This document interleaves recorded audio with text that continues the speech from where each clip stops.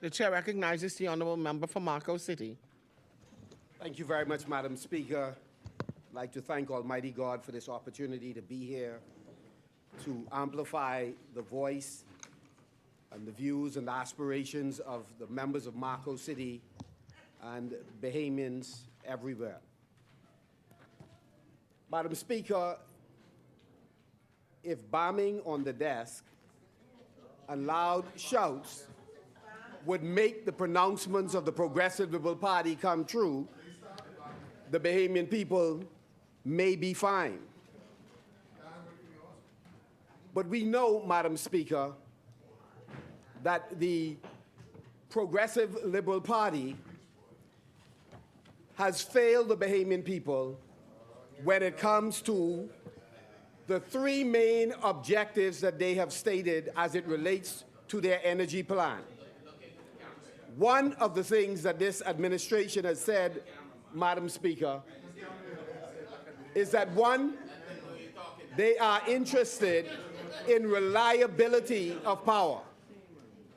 Secondly, that they wish to ensure that the cost of electricity is affordable for Bahamians. And thirdly, that they are moving towards cleaner energy.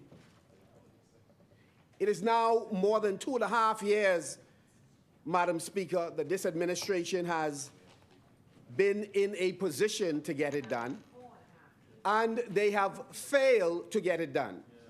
I wish to remind the public that when they came to office, the electricity rate was substantially lower than it is today. Madam Speaker, we don't have to have a complex technical presentation. We just need to go to the facts. So let's look at the facts. Madam Speaker, when we first presented on this issue, we reminded the government that the rate per kilowatt for fuel charge was 10.5 cents. 10.5 cents. That today, Madam Speaker, we are more than 18 cents per kilowatt. So this administration wishes to convince us that they are, as the member for Carmichael said, in the business of getting it done. He is correct. If your objective was to increase the cost of fuel charge on the backs of Bahamians, thereby increasing the electricity rate for many families by more than 50%, and as well as small and medium-sized businesses, this PLP administration has, in fact, gotten it done.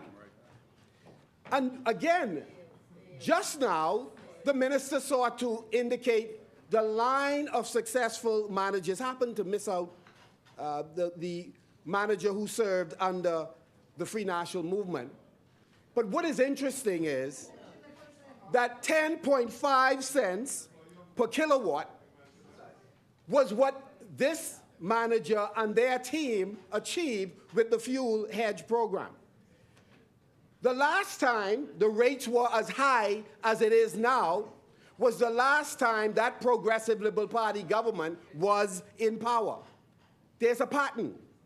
When you're talking about the election, they said, oh, a trend is developing. The trend is clear that prior to us coming to office, the reality was the fuel charge under this administration, its predecessors, exceeded 18.5 cents. So that's the first point.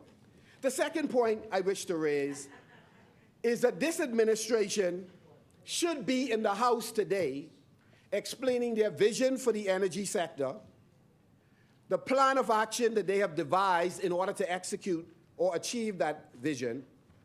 They should then lay out the case on what would be different based on what these bills are designed to achieve. Because that's the reason you pass legislation, because you have certain objectives in mind and you believe that these pieces of legislation, along with policies and programs, are going to deliver the result. And what are the results? They said we would have lower electricity costs, we would have reliability of electricity, and thirdly, we would have cleaner fuel source, cleaner energy. The first point we know is not correct.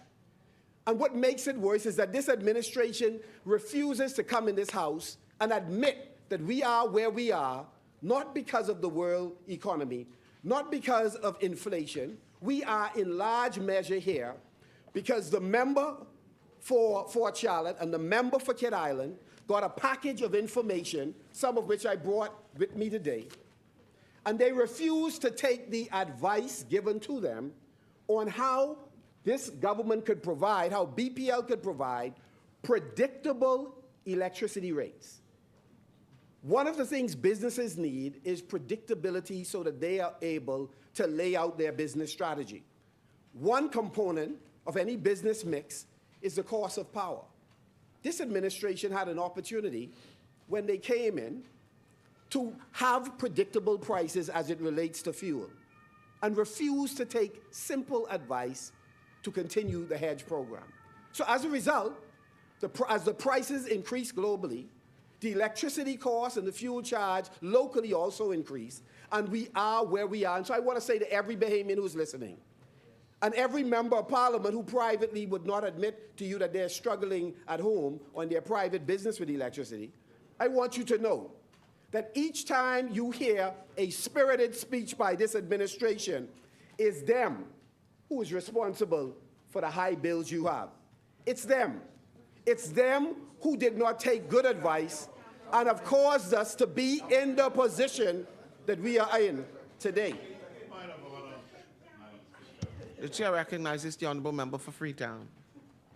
The public has been advised previously, and we'd like him to produce out of that folder any document that shows that the savings from the hedge involve burning heavy fuel oil, HFO, and the debacle around the Watzilla engines in Station A had the mix between HFO and the more ADO askew. So with anticipation, we wish him to table the documents that show the predictive fuel burn that funds what he is saying here. Thank you, honourable member. Madam Speaker, as I was saying before that technical diatribe, Madam Speaker, I would only allude to what he said by saying this, Madam Speaker. He has caused me to go a little bit further in the presentation that I intended at this time. This morning, the member for Kidd Island, and aided and abetted by the member for Elizabeth, kept talking about these engines, I think they call it tri-fuel engines that were put in place, and made the point that the former administration sought to mislead the public about these tri-fuel engines. When the truth is that yes, the engines were in fact installed. They do have the capacity to carry 3 different fuels. Well, let me help you out, and then you could feel free on your own time when I'm done to clarify it. The Prime Minister appeared to be a bit confused regarding the tri-fuel engine. I'm advised that the Watzilla engines are indeed tri-fuel, and we had a chance to discuss this earlier. They could run on, to use the words of the member for Freetown, heavy fuel oil, LFO, light fuel oil, and gas. What the administration decided to do was not to put in place all of the parts that would have facilitated LNG. No, but if you want to hear, just try to relax. Just try to relax. I know it's very difficult for clarification to come on your watch. What they decided is that they would not expend upfront the revenue to put in place. Madam Speaker, can I have some protection, please, Madam Speaker? May I have some protection, Members. I'm sorry? Thank you. Order. And so, Madam Speaker, what we did was not to make them gas ready from day one, because LNG would not have been available for 3 years, and in the interim, we would have used heavy fuel oil and light fuel oil to run the engines. So again, if LNG was not available at that time, would not be available for the foreseeable future, what you do is you wait in order to introduce those mechanisms on the engine when LNG becomes available so that you could successfully use it. And so again, if we had made the engines gas ready from day one, we would need to wait for up to 3 The chair years recognizes for the the honourable gas member for plant to be Freetown. ready. And this would have been a I'm waste recognized. of money. And just one more sentence. Let him get the one more. Let him get the one more, Senator. Give him one more, Senator. Allow the member, please. But, Madam Speaker, we had a wonderful explanation for why not the parts to burn LNG. Perhaps he can go on to explain why not the boilers to be able to boil HFO, which is the cheapest, which brings the cost down, and which they admit the engines were designed to burn. Thank you.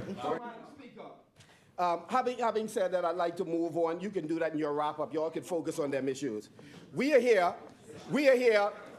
to look at the electricity bill, which we have already signaled because of a number of provisions in this bill, we are unable to support this bill.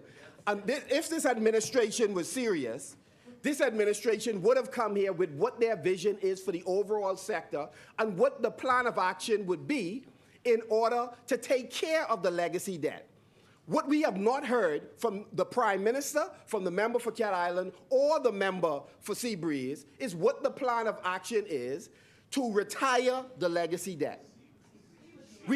They certainly have not laid that out. They have not laid out the plan on how they're going to address the pension.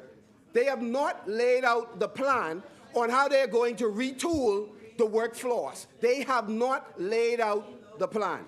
And so again, the real issue here, and I want the Bahamian people to once again hear what we have said a month ago. This administration is here on an assignment to pass an electricity bill to accomplish at least two things. One is they are seeking to put in place a framework and a structure that will now correct what they were already doing in the dark. What they were doing in the dark is negotiating on how they were going to partition BPL. One group would get transmission and distribution, another group would get generation, another group would be in charge of operations, and only God knows what the government component was going to do. So here you have four components, at a minimum three, but four components, that this administration, if they know how all of those components will work together, they certainly haven't explained it today. If you have a plan on how a separate company is going to be in charge of generation, if you have a plan on how that company is going to work with T&D, how they're going to work with the persons who are involved in the managerial operation, how they're going to work with the government component, you haven't laid out that plan today. So no matter how many members of the managerial or any union was here today, let me tell you what they're concerned about. They're concerned about how their entitlements are going to be met. And I'm going to come to that. So we are here discussing the electricity bill because this government has refused up front to debate with the public, to discuss with the public the way forward for the electricity sector, and then to engage in competitive bidding to make sure a number of corporations have an opportunity to determine who best can handle generation, who best might be available for operations, who best would be available for any dimension of BPL that they decide to partition. Unfortunately, the public found out about all of these discussions. And the public put pressure on this administration. They did two things in response to the pressure. One, the minister got up and said they're coming with an amendment to ensure that IRCA continues to have oversight over BPL. 70% of this bill relates to IRCA, at least 70% of this. How is it possible that 70% of the bill is related to IRCA, and there was an oversight about IRCA's having oversight for the corporation? How is that possible? How is it possible? 70% of the bill relates to IRCA, and you have to now come in the committee stage and put an amendment in place to ensure that for 3 years, the 3 years, once you turn over to whoever you decide, because you're obviously not interested in competitive bidding, that they will have oversight so that they do not set rates, whether it's for tariff or whether it's for fuel charge, at such a high level that it would drive Bahamians out of business, that would cause people light bill to be turned off. How is it possible? How is it possible you could have missed that amendment? How is it possible? And so, The chair recognizes the honourable member for Freetown. Speaker. Yeah, earlier, Madam Speaker, And in here running on.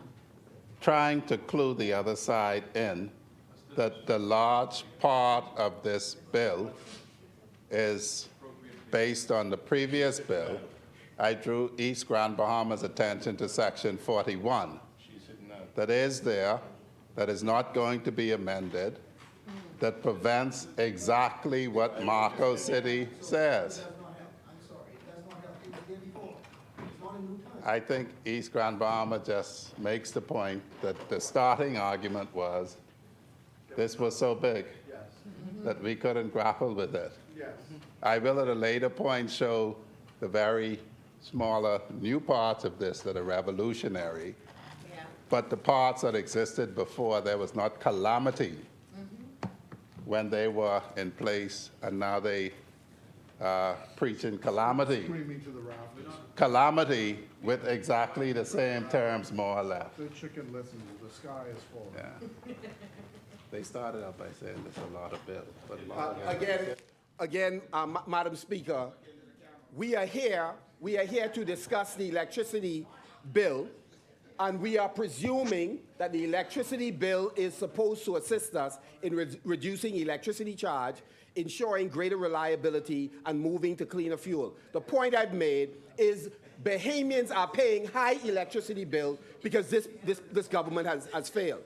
The second point I'm making, Madam Speaker, is that this is a government that while they talk about the need for a framework that allows competitive bidding for persons or companies that enter the LNG space, they have an opportunity under the Electricity Act to follow the law where they would put out a request for proposal for all and sundry who are interested in transmission and distribution, generation, running the operation, the managerial operation, but they have failed to do so.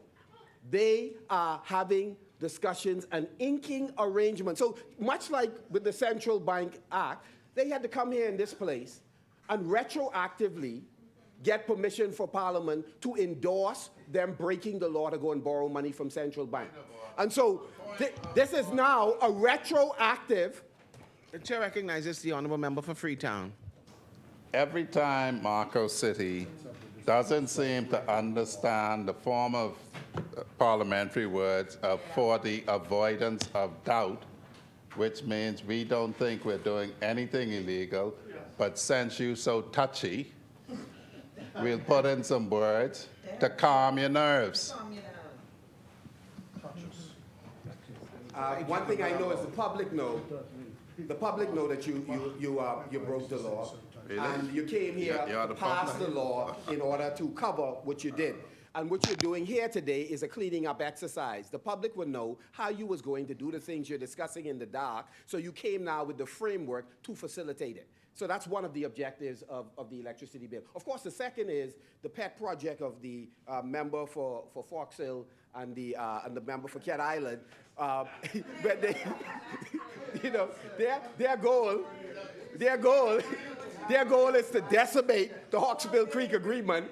Their goal is to decimate the Hawksbill Creek Agreement, create significant uncertainty in the business environment in Grand Bahama, and I encourage the member for Pine Ridge to stand up for Grand Bahama, and don't allow them to decimate Grand Bahama. So again, we wish for this administration, and Madam Speaker, this is how we are going to be different than them. We are going to ensure that we follow the procurement policies. This administration, according to the member for Fox Hill, that they didn't have interest in the procurement process under when we passed the bill or when they passed the bill. The other thing, Madam Speaker, is there are a series of questions I believe they need to answer. And here's what the employees are concerned about. One, if implementation of a system operator previously did not work, if implementation of a systems operator that previously did not work, how does this administration see it working now? That was never, by the way, it was never outlined by the member for Seabreeze, for Elizabeth, or by the member for Cat Island. But it becomes even clearer, Madam Speaker. The next question for them is, how will having a system operator be handled in the following cases? One, the system operator did not have the power to terminate someone else's employee. So when they bring on whichever company they have in mind, and normally they don't come unless they didn't have this discussion with somebody else, Madam Speaker. We want to know, how is that going to work? The second thing is, system operator did not have the ability to discipline somebody else's employee. Thirdly, sorry, just pause for a moment so you could address it when you all have cabinet again. The BPL employees, knowing that the system operator did not pay their salaries or hire them, has the potential to reduce the effectiveness of the system operator. How will that work? Will the employees be on the payroll being handled by the people they're bringing in? How is that going to work? How is that going? We just want to know how it's going to work. I'm asking on behalf of some other people. So how is that going to work? So the next point, without IRCA oversight, come on, Lil Kim, come on. Without IRCA oversight for the next 3 years, who will determine whether rates are determined by the public electricity supplier or it will be passed on to the consumer? Madam Speaker, Madam Speaker, please ask them to have some decorum.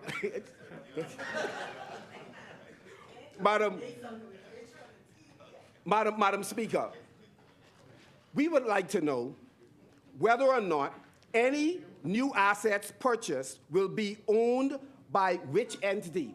Will BPL own the assets, or will one of the other companies that are contracted, will they own the asset? All of these are things the member for Elizabeth and the member for Cat Island should have addressed when they were on their feet.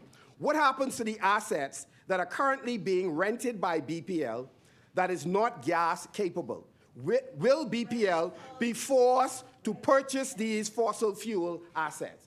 These are simple things that the member for Elizabeth, rather than berating me from a seat, it would have been good had she used the time to address these issues. And so, the next point,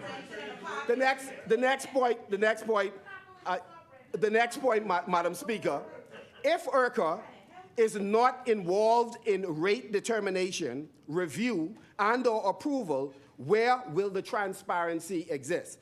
Oops, I forgot. Member for Elizabeth said that's going to come in the amendment. Despite the fact that this bill, the majority of this is about IRCA, the member for Elizabeth, in her wisdom with her colleagues, decided, after they heard the critique by the opposition, members of the public and others, they decide they will now come with an amendment. And we're still interested in reading it because you have to watch every detail of what they put forward. And then, Madam Speaker, they have eliminated the rate reduction bond, which was designed to retire the legacy debt. But they have not explained today or any other time how they intend to retire that legacy debt. Madam Speaker, they have at least two options. One, they could do it through the tariff, or they could do it through the fuel rate. We are unclear on which route they're going to take. All we would say to the public is brace yourself, because what they are likely to do is to cause an increase, a dramatic increase in your bills if they don't work out the details on how each of those separate companies are going to work in tandem with each other. What if one company, let's say the generation company, does not execute as is hoped? What happens then with the T&D company, no matter how exceptional they are? How are they going to ensure transmission and distribution? And it's our understanding that some of the folks who are looking at this arrangement, particularly those on the generation side, that their figures that they are offering the government is prohibitive, that we understand that it is exceptionally high, and that the consumer is likely going to have to pay what they are asking. Now, we know this government is financially challenged, so they're looking for almost they haven't seen a public-private partnership they don't like yet. And so what we want to understand are the terms of those public-private arrangements that they are entering into. And this is what the member for Kent Island, this is what the member for Elizabeth should have come in here to do. Rather than insult and berate us, rather than the member for Freetown keep talking about who hasn't read the bill, and him having read it has made it no clearer to the rest of the world. So the question is, why did they not address these issues? How are you going to pay for the lofty things that you continue to talk about and try to convince the Bahamian people you're going to provide? Now, this government, I keep telling the public, this government, it's a band of activists. What they keep doing is talking about things that are aspirational. These are things we want to do for the Bahamian people, but they're not doing it. You remember in agriculture, they used to talk a lot about how they brought sexy. Madam Speaker, do you remember how they used to talk about how they brought sexy back to agriculture? And Madam Speaker, it sounded good. No, just listen for a second, just a second. Madam Speaker, since the New Day government came to government, let's say they did a phenomenal amount of things in agriculture. I asked them, identify one product. Give us two products where they have reduced the import of those items into the country by 1%, by 2%, by 3%. And this is the same way with electricity. They promise in their blueprint for change. Members. Leader. Madam Speaker, and whatever was left, you all carry. Madam Speaker, they have refused to lower the cost of electricity. Let me give you an example, Madam Speaker. Madam Speaker, in the Family Islands, this government has just completed a request for proposal for solar. Just give you an example. And by the way, the element of the electricity bill that relates to solarization, we support that segment. Unfortunately, it has all this other stuff. Madam Speaker, they just completed a request for proposal on solarization. Madam Speaker, I've been advised that the figure that they came in at with respect to that particular RFP, that the figure is not a figure that would be sustainable for the company that won the bid. That in fact, that's not our business. If they wish to provide the solar at the rate that they've come in at, by all means, please go ahead. What we know, Madam Speaker, that BPL generation is somewhere around 5.4 cents. Huh?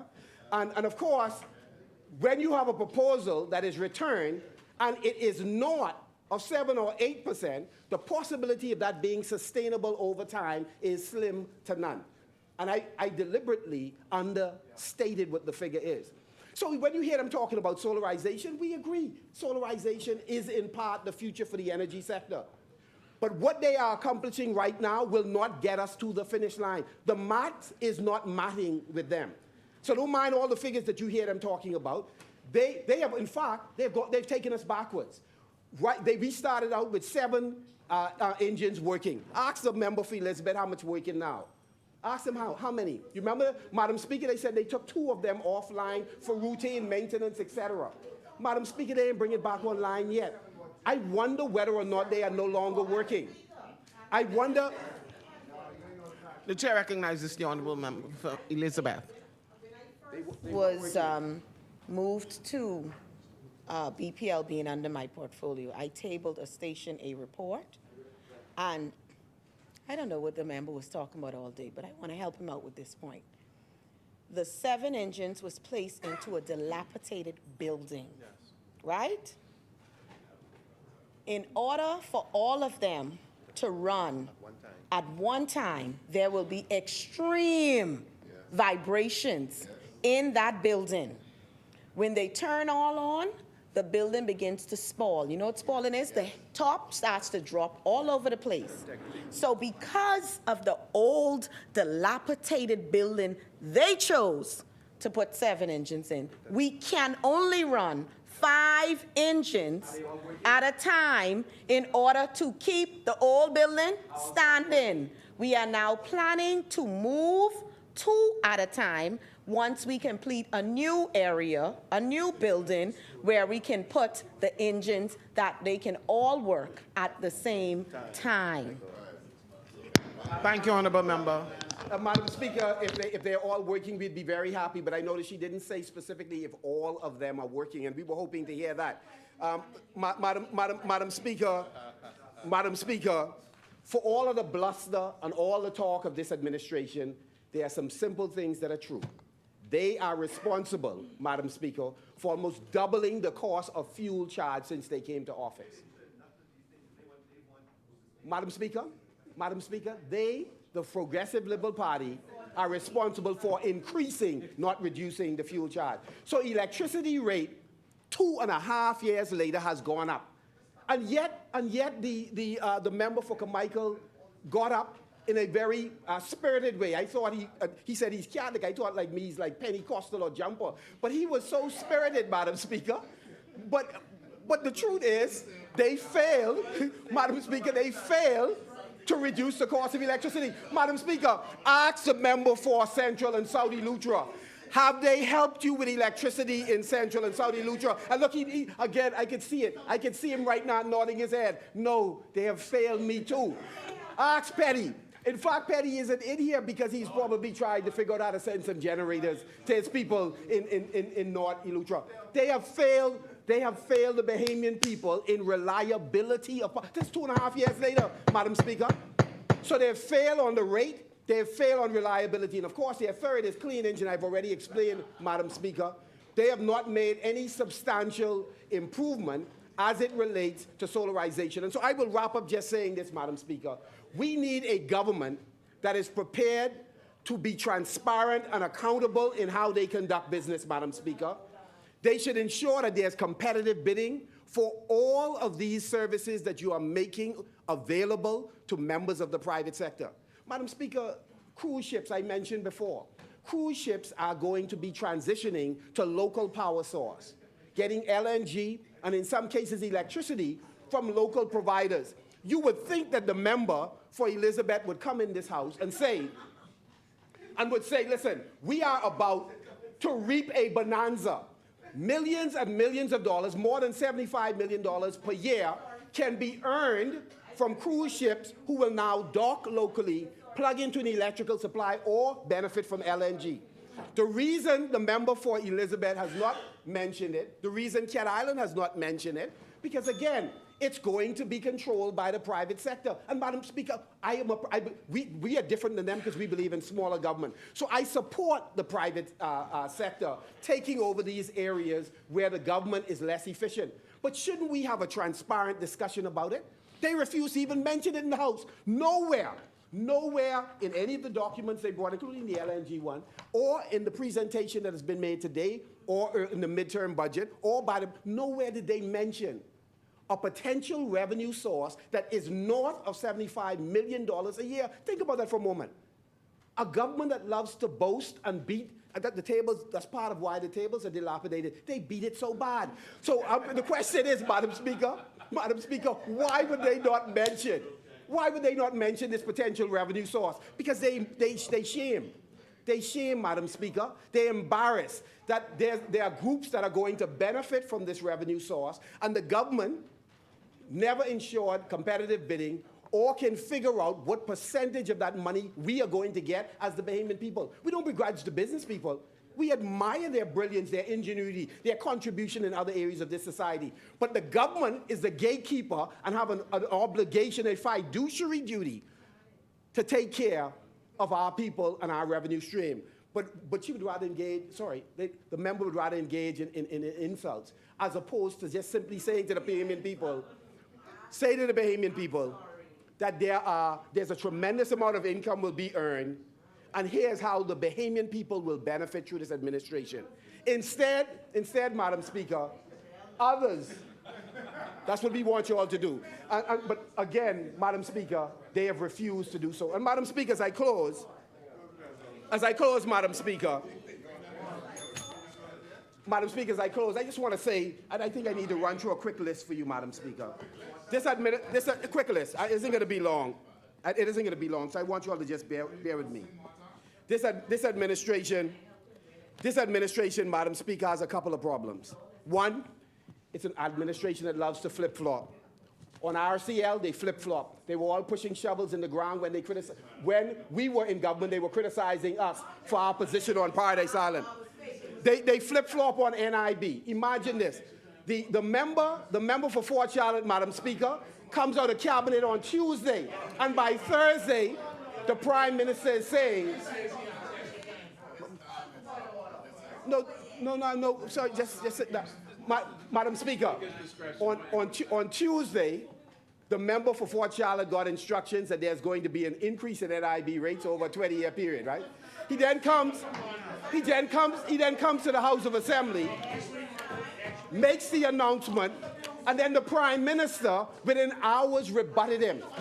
They flip-flop on NIB, Madam Speaker. Honourable member, wrap up. Wrap up, honourable member. So they flip-flop on taxation. Wrap They up. promised, Madam Speaker, not to tax us. But today, this is the most heavily taxing administration probably in the history of the Commonwealth of the Bahamas, Madam Speaker. And so, Madam Speaker, as I take my seat, I want this administration to guard against arrogance. Arrogance costs administration. And so we want them to hear the voice of the people. And the people want competitive bidding. The people want consultation. The people want them to spend the money according to the law. This administration is not prepared to live in that way, and that's precisely why, in the not too distant future, they will be over here and we will be over there, Madam Speaker.